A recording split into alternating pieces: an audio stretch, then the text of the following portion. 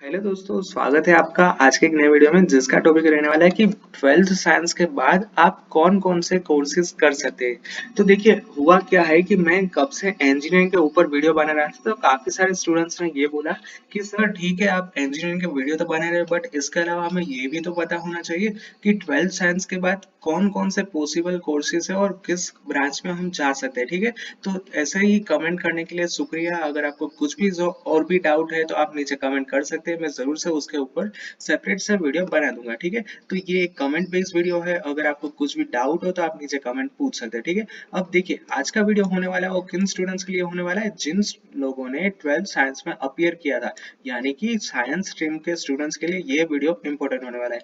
मैं आज के वीडियो में जितनी भी पॉसिबल कोर्स है उसकी आपको डिटेल शेयर करूंगा, उसका ओवरव्यू दूंगा, और इसके अलावा जितने भी स्टूडेंट्स इंजीनियरिंग में अपियर होने वाले हैं 2022 बैच के लिए, उसके लिए मैंने ऑलरेडी एक प्लेलिस्ट बना के रखी है जिसकी लिंक आपको ऊपर आई बटन में मिल जाएगी। उसके अंदर मैंने टॉप 10 कॉलेजेस, आपको किस तरह से कॉलेज सिलेक्ट करना चाहिए, एलडी कॉलेज, निरमा, वीजीएससी, डीएआईसीटी, काफी सारे इंटरेस्टिंग टॉपिक पे वीडियो बना के उसमें अपलोड किए, तो वो प्लेलिस्ट आप एक बार जरूर से चेक कर लेना। अब सबसे पहला जो इंटरेस्टिंग फैक्ट है और सबसे ज्यादा स्टूडेंट 12th साइंस के बाद सिलेक्ट करते हो वो है इंजीनियरिंग। अब इंजीनियरिंग के आपके पास क्या क्या चांसेस है, तो देखिए सबसे पहले तो आप इंजीनियरिंग कर सकते हो आईआईटी में से, एनआईटी में से, ट्रिपल आईटी में से, गवर्नमेंट कॉलेजेस में, सेल्फ फाइनेंस कॉलेजेस में। तो अराउंड 5-6 आपके पास ऑप्शन है कॉलेज सिलेक्ट करने के। ठीक है, अब इसके अलावा मैंने स्पेशल आईआईटी में किस तरह से एडमिशन होता है, एनआईटी में किस तरह से एडमिशन होता है, उसका एक वीडियो भी मैंने सेपरेट बनाया है, तो वो भी एक बार जरूर से चेक कर लेना। ठीक है, अब इंजीनियरिंग में आपके पास मेनली दो तरह की डिग्री आ सकती है, बीई और बीटेक। इसके लिए आपका 4 साल का कोर्स रहेगा और आप जेडबली अदरवाइज कुछ के दोनों में से कोई एक एग्जाम में कंपलसरी पास होने चाहिए, तभी आपको एडमिशन मिल सकता है। अब हम इंजीनियरिंग में थोड़ी सी डिटेल की बात करें तो देखिए, अगर इसकी डिमांड की बात करें तो सबसे ज्यादा डिमांड इंजीनियरिंग में है। अगर आप कंप्यूटर, आईटी, इसी जैसे कोर्स में हो तो आपका प्लेसमेंट सबसे ऊपर हो सकता है। अगर आप मैकेनिकल, सिविल, इलेक्ट्रिक में हो तो आपको गवर्नमेंट जॉब के काफी ज्यादा चांसेस है। अगर आप दूसरे स्पेशलाइज्ड ब्रांच में हो तो फिर आपका आपके ऊपर डिपेंड करेगा कि आपने कितनी अच्छी तरह से इंजीनियरिंग में सब कुछ सीखा है। तो इंजीनियरिंग सबसे बेस्ट ऑप्शन रहता है 12th साइंस के बाद। अब हम फीस की बात करें तो देखिए, सबसे कम फीस है गवर्नमेंट कॉलेज की, और वो कितनी है, सिर्फ 1500 रुपीज।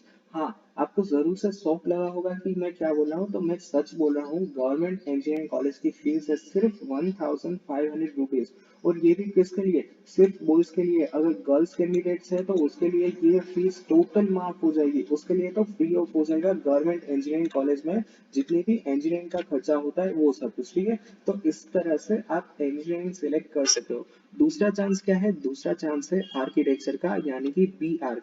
अब ये कोर्स कितने साल का होता है, ये कोर्स होता है 5 साल का, और इसके लिए आप आईआईटी में से कर सकते हो, एनआईटी में से अपियर कर सकते हो, गवर्नमेंट और सेल्फ फाइनेंस एसी, और इसके अलावा सेप्ट जो अहमदाबाद में आती है। ये 5 आपके लिए ऑप्शंस अवेलेबल है बी आर्क कोर्स करने के लिए।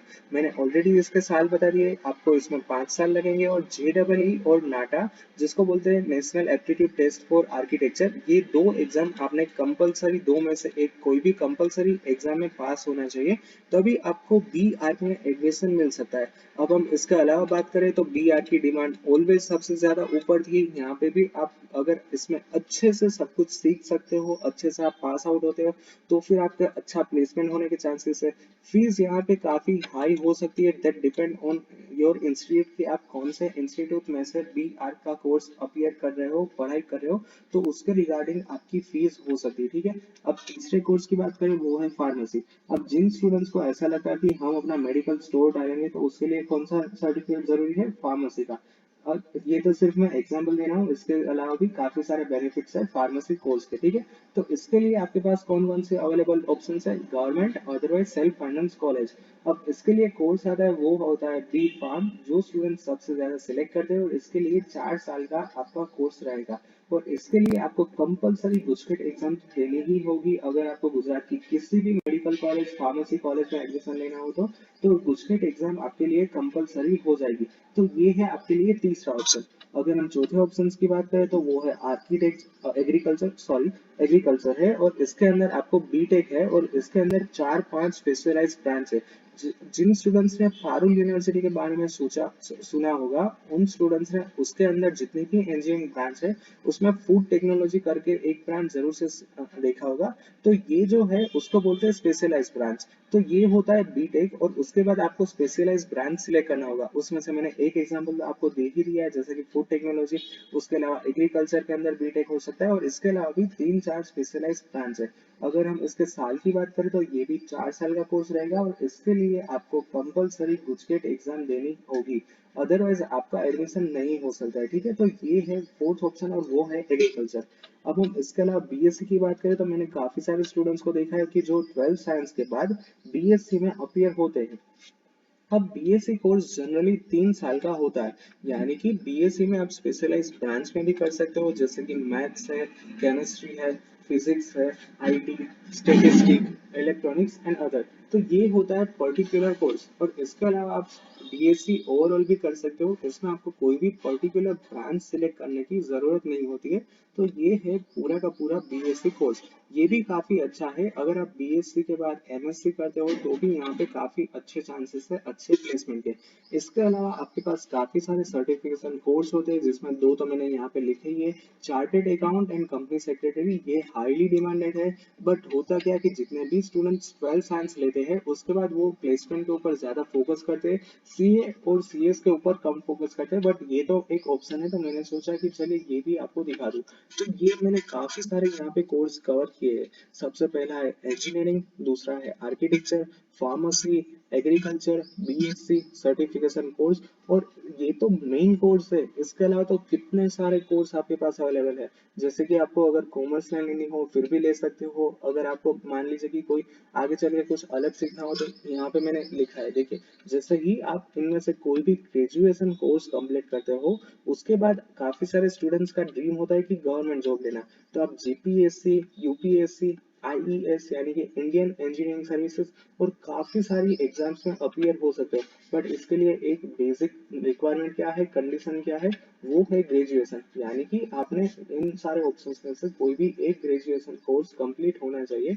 और इसके अलावा भी आपके पास काफी सारे चांसेस है दूसरे कोर्स सिलेक्शन के।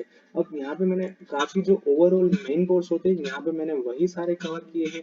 अगर आपको इसके अलावा कोई कोर्स के बारे में डिटेल इन्फॉर्मेशन चाहिए तो आप नीचे मुझे कमेंट सेक्शन में बोल सकते हो कि सर हमें ये वाले जो कोर्स है उसके बारे में जानना है, तो मैं सब कुछ उसका ए टू जेड डिटेल्स आपको प्रोवाइड कर दूंगा। ठीक है, so that's it for today's video. अगर आपने आज के वीडियो से कुछ नया सीखा है then please press the like button. If you have any doubts then ask me in the comment section, and do share this video with your friends ताकि उन स्टूडेंट्स को भी आज का जो इन्फॉर्मेटिव वीडियो है वो देख सके और कुछ नया सीख सके। ठीक है, थैंक यू गाइस।